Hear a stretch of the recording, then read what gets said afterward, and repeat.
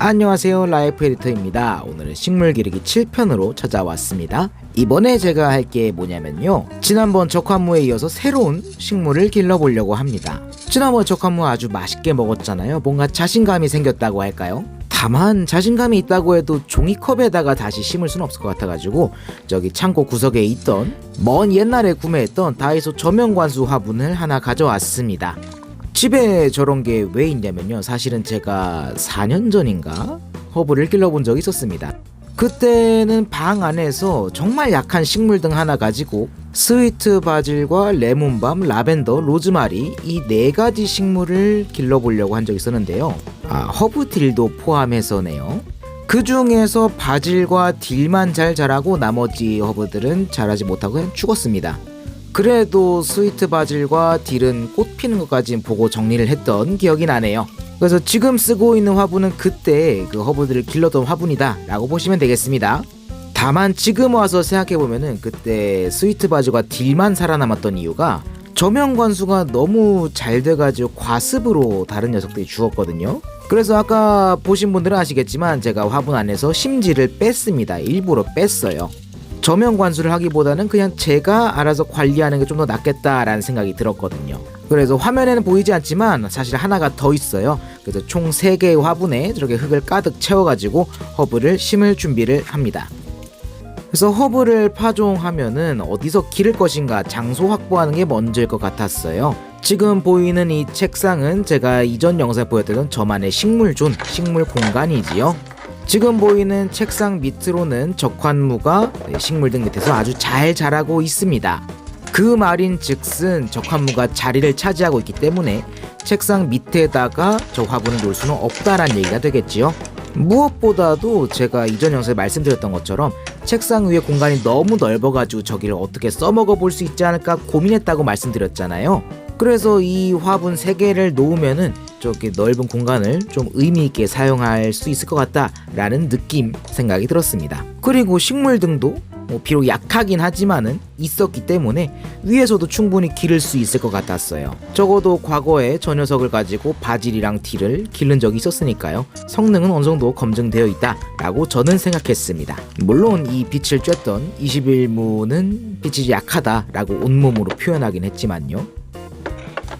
이제 화분에 흙도 채웠고 위치, 공간도 확보했으니 이제 제대로 파종을 해보려고 합니다. 그래서 제가 이번에 파종할 녀석들은 어떤 녀석들이냐? 첫 번째로 레몬밤, 이 녀석을 파종해보려고 합니다. 구매한 지는 꽤 된 녀석이에요. 그래서 솔직하게 여기 있는 씨앗을 다 심어도 발아 할까라는 의문이 좀 있긴 했습니다.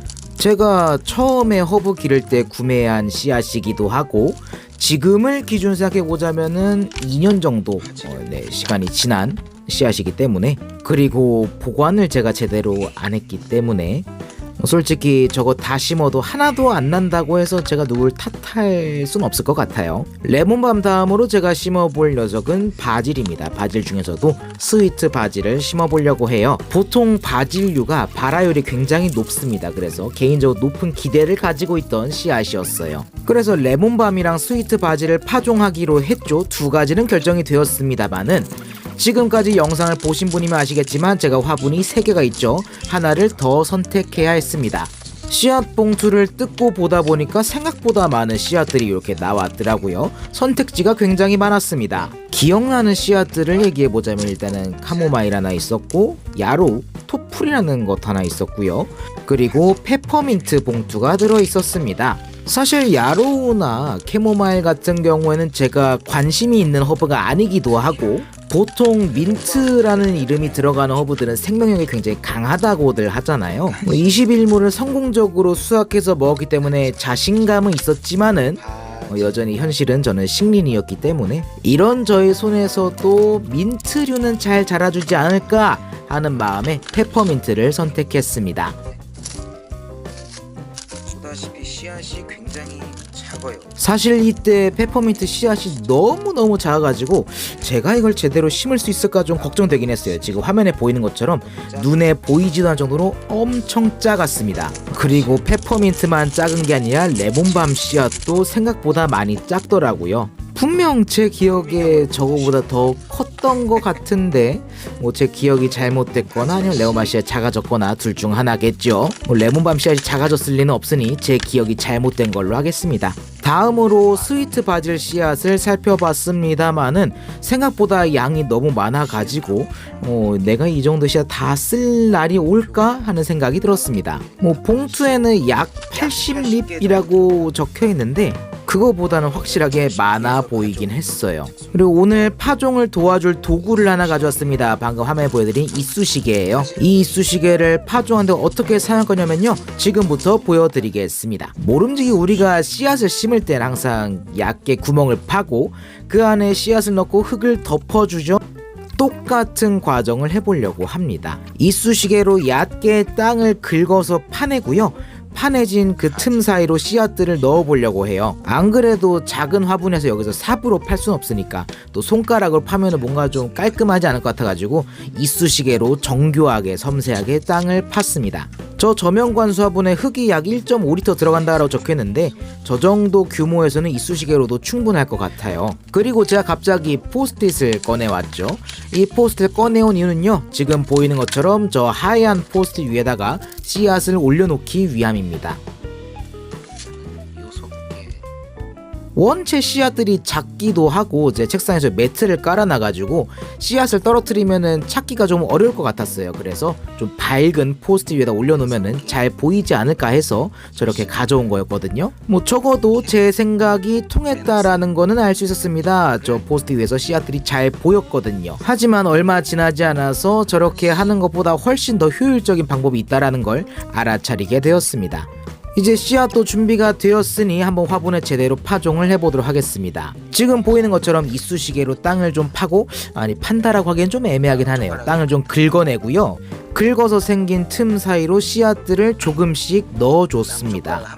그런데 하다 보니까 이쑤시개는 작고 화분은 좀 넓어가지고 이렇게 하다간 끝도 없을 것 같다라는 생각이 들었어요. 그래서 부엌에 가가지고 쇠젓가락 하나를 가져왔습니다. 나무젓가락을 써도 괜찮을 것 같았지만 쇠젓가락을 가져온 이유는요, 나무젓가락은 쓰고 바로 버려야 되잖아요. 조금 아깝다라는 생각이 들어서 씻으면 다시 쓸 수 있는 쇠젓가락을 사용하게 된 거였죠. 확실히 이쑤시개 쓰다가 젓가락을 쓰니까 훨씬 더 땅을 긁어내는 게 편해졌어요. 그래서 빠른 속도로 흙을 긁어내고 그 틈 사이로 스위트 바질 씨앗들을 넣어주기 시작했습니다. 지금 보이시나요? 제가 포스트잇 안 쓰고 손바닥 위에다가 씨 올리고 하고 있죠?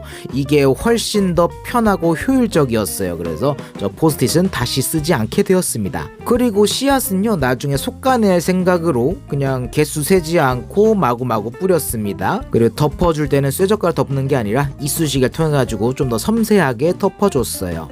다행히 덮어내는 작업은 금방 끝이 났습니다. 뭔가 쇠젓가락이랑 이쑤시개를 같이 들고 있으니까 타코야키 뒤집는 그런 모습이 연상되게 합니다만은 엄연히 스위트 바질 씨앗을 파종하고 있는 장면입니다. 이렇게 스위트 바질 파종이 끝이 났고요, 화분 옆으로 물이 좀 흘러나온 게 있어가지고 휴지로 닦아내고 이름을 적어주기로 했습니다. 예전에 썼던 화분이었고 여기 그때는 라벤더를 심었기 때문에 지금 화면에 라벤더라고 이름이 적혀있지요. 저 녀석을 지우고 나서 쓰려고 했는데 잘 지워지지도 않고 기념으로 좀 남겨놓고 싶은 뭔가 그런 마음이 생겨가지고 라벤더 밑에다가 바질이라고 적어두었습니다. 좀 더 나아가서 파종한 날짜까지 적어놨어요. 그래서 나중에 잘 자랐을 때 뭐 얼마나 걸려서 이렇게 자랐는지 쉽게 파악할 수 있겠죠. 이렇게 스위트 바질 파종이 끝이 났고요, 이제 다음 허브 파종으로 넘어갑니다.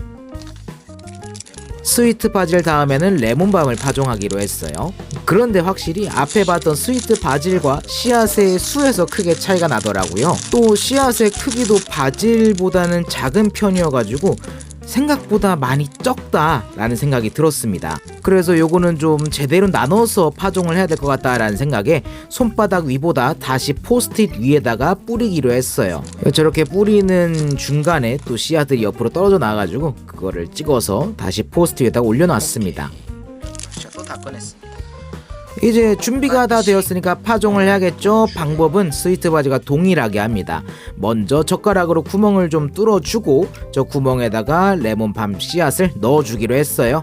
다행히도 구멍 숫자보다 씨앗 수가 많아가지고 구멍 하나에 씨앗을 하나씩 넣는 게 아니라 2개, 3개씩 넣을 수 있었습니다. 구멍 하나에 씨앗 하나씩 넣는 게 가장 좋긴 합니다만은 만약에 하나를 넣는데 그게 발화가 되지 않는다면은 그냥 그대로 못 기르기 때문에 씨앗 3개가 다 발화한다 하더라도 나중에 솎아내면 되니까요. 그래서 하나를 넣기보다는 여러 개를 넣는 거를 좀 더 선호하는 편이긴 합니다. 물론 발화율이 어마어마하게 높은 스위트 바질 같은 경우에는 사실 한두 개만 넣어도 충분하다라고 생각하고는 있어요. 여러 개가 동시에 발화하면 나중에 솎아내는 것도 일이 될 수도 있고요. 솎아내다 잘못하면 잘 자란 녀석도 자를 수도 있거든요. 자, 이렇게 레몬밤 씨앗을 각 구멍에다 다 넣는 거를 마쳤습니다. 구멍에 넣었으니까 이제 뭘 해야 될까요? 네, 구멍을 덮어줘야겠죠.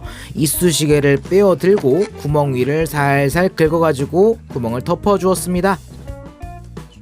손으로 꽉 누르지 않았기 때문에 아마 새싹이 올라온다고 하면은 뚫고 나오는데 크게 어렵지는 않을 거예요. 물론 씨앗의 입장을 들어보긴 해야겠습니다만은 네, 그럴 거라 생각이 들더라고요. 이렇게 이쑤시개로 모든 구멍에 뚜껑을 닫아 주었습니다. 그리고 화분에다가 레몬밤 이름을 쓰고 오늘 날짜를 적고 한쪽으로 치워 두었습니다. 곧이어 바로 페퍼민트를 준비하는데 페퍼민트 씨앗이 생각보다 너무 많이 작더라고요. 우와, 이걸 어떻게 하나하나 주지? 원래는 구멍 하나에 딱 3개씩 넣으려고 했는데 손가락으로 대보니까 어마어마한 양이 찍혀 나오더라고요.